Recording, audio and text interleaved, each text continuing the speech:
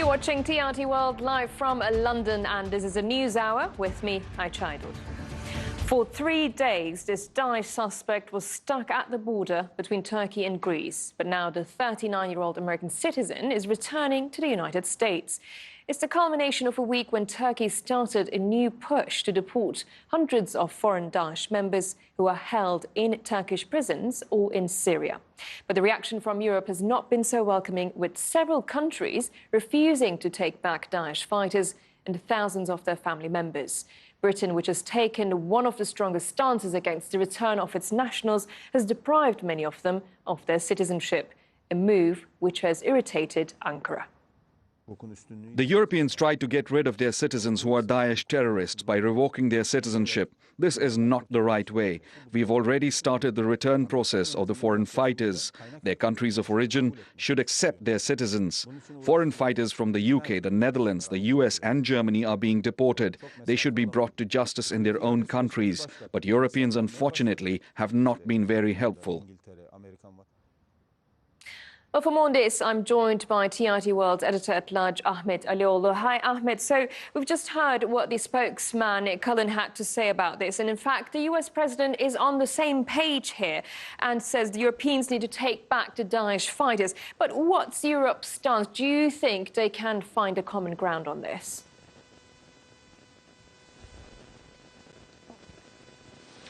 Well, Ayça, the European government have been resisting to repatriating the so-called ISIS or Daesh members since the group crumbled back in 2016. Now, they claim that because of they fear a backlash, a public backlash in their own country, and they fear a kind of domestic attacks from these groups, they decline to accept the repatriation of these groups. Now, on the other hand, Turkey is forcing Europe's hand after Süleyman Soylu, the Turkish Minister of Interior, said that Turkey is not the guest house, is not the hotel for these terrorist elements to stay in.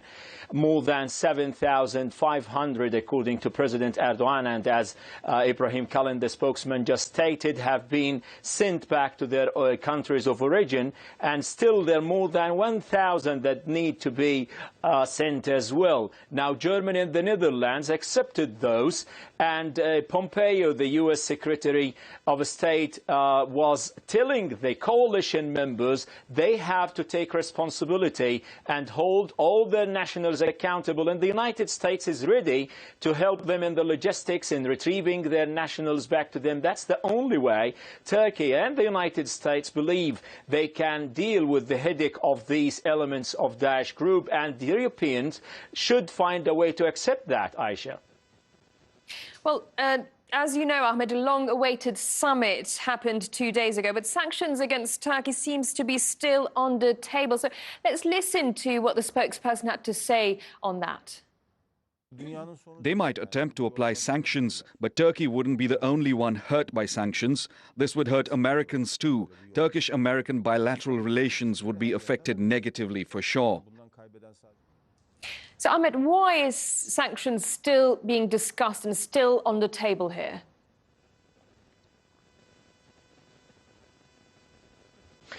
Well, a group of congressmen believe that Turkey must be punished because of its cross-border operation against terrorist organizations. This is an irony of history, but still we're dealing with this. Another group of congressmen believe that Turkey should be punished because of its kind of a commitment to the S-400 deal with Russia to purchase the S-400 defense missiles from Russia. They believe that Turkey should not go ahead with this. But on the other hand, you have Donald Trump, the American president, is saying in a recent letter to President Erdogan that he's offering him a $100 billion trade deal as a workaround these sanctions. So we do not exactly know what they're up to. I mean, the congressmen in the United States, as Ibrahim Kalin, the spokesman of the presidency in Turkey, Turkey stated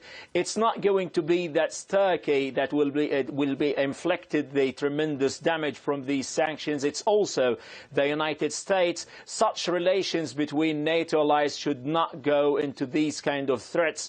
The recent visit of President Erdogan tried to develop the relations, and it seems that the internal problems between Donald Trump and the congressman is going to affect the relations, but hopefully they're going to overcome it soon, Aisha. Well, Ahmed Aliolu, thank you very much for that insight.